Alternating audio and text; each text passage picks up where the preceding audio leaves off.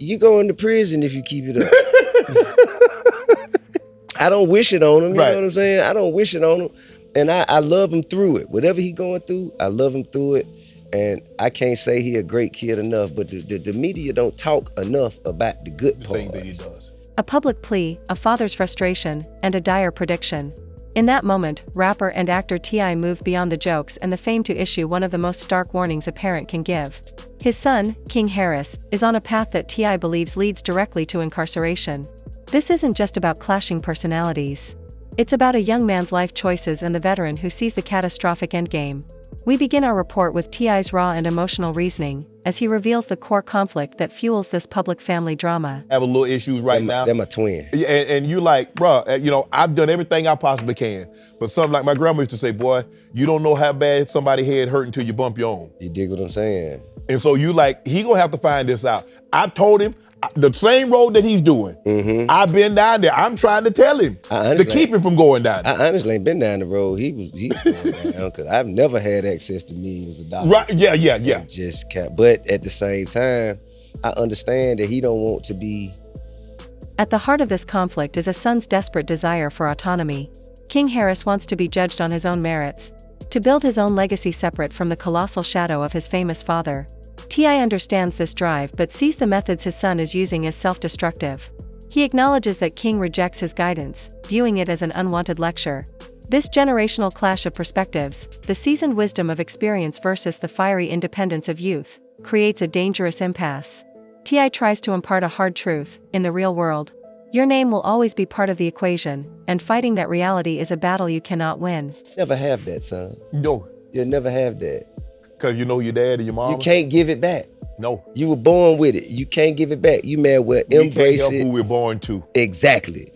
This desire for a clean slate is further complicated by the very real-world consequences King is already facing. In his own interviews, King has alluded to past events that are now dictating his present actions, forcing him to, in his own words, stay out the way. These aren't just vague references. They are direct acknowledgments of a pattern of behavior that has drawn legal and public scrutiny. I'm really staying out the way, because due to my past events, they kind of say like, hey bro, you do this shit, you can't, so And what do these past events look like? King himself has detailed some of them, including a school expulsion for what he describes as a brawl or a riot. He frames it as just being a kid, but it's exactly the kind of behavior that T.I. fears is a precursor to more serious trouble.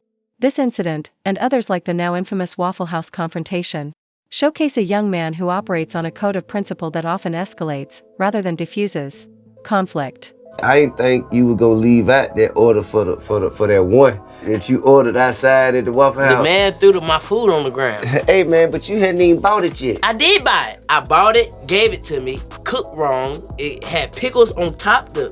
I never seen nobody put pickles on top the sandwich. How much more advantageous would it have been for you to just ask the man, sir, could you remove my pickles, please? I asked him. He threw it on the ground after I asked him. What you mean he threw it on the ground? I said, yeah, this not right.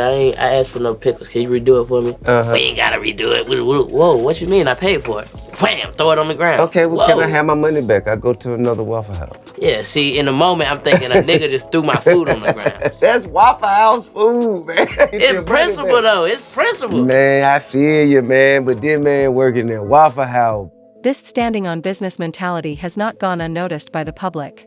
The perception of King Harris has shifted from a reality TV kid to a controversial figure who often embarrasses his family and community.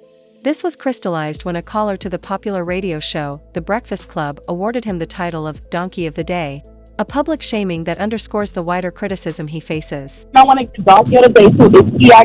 son. You should be ashamed of yourself. Your parents put you in a great position.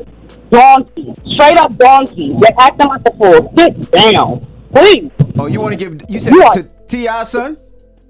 Yes, he is embarrassing his family. He is embarrassing the black community. When he comes see you, he gonna stand on his business and come see you. Yes. I live in Miami. Come see me, baby. And I'm from Brooklyn. What up? Oh yeah, you scared me. Brooklyn and Miami? All right. Amidst this chaos, King is also trying to build a career, a path that T.I. reveals is fraught with its own unique challenges. While King is respected among his lyrical peers, T.I. explains that major labels are hesitant. They don't see a budding artist. They see a liability. The very behavior that T.I. warns will lead to prison is the same behavior closing doors in the industry, creating a road for King that is far more difficult than the one T.I. traveled. Have you prepared him for that? Have you told him, like, look, I know you see what your dad has now, but there's a lot of water and mines that your dad had to navigate. Just understand, you're not gonna get all the way to the other side unscathed. Yeah, I think he's seeing it firsthand. Okay. Because to be honest with you, the money I'm talking about, his skill set is so elevated, and he has such an eloquent delivery, and he's respected. Right. Amongst lyricists, but not considered, noticed, or acknowledged amongst, major labels as they looking for artists. So he kind of peeping game and understanding now that it's a different road to travel for him than it was for me. Mm-hmm. In a moment of poignant reflection, T.I. broadens the scope beyond his own family. He pushes back against the idea that he is the only parent dealing with a rebellious child, stating it's a universal challenge. But for a family living their lives in the public eye, every mistake is magnified, every warning is broadcast, and the consequences are not just personal, they are a public spectacle. And another thing I'd like to say, I want to say about King, right? Yes. As much criticism as I receive about my son, I would like to shed light on the fact. We all got bad ass kids, okay? Now listen, don't make it seem like I'm the only one on here who got bad ass kids. We all go through You it. feel what I'm saying? Yeah. If you ain't got no bad ass kids, you got one and you got lucky. You hear me? Yeah. Anybody with 3 or more, multiples, you got one that you don't know what the hell you gonna do with. Right. A father's love, a veteran's foresight, and a stark, public warning. T.I. has laid his concerns bare for the world to see. The message is no longer just private advice. It is a public ultimatum born of fear and love. The ball is now in King Harris's court. Will he view his father's words as a lecture to be dismissed, or as the lifeline they are intended to be? The path he chooses next will determine whether his father's grim prophecy becomes a reality.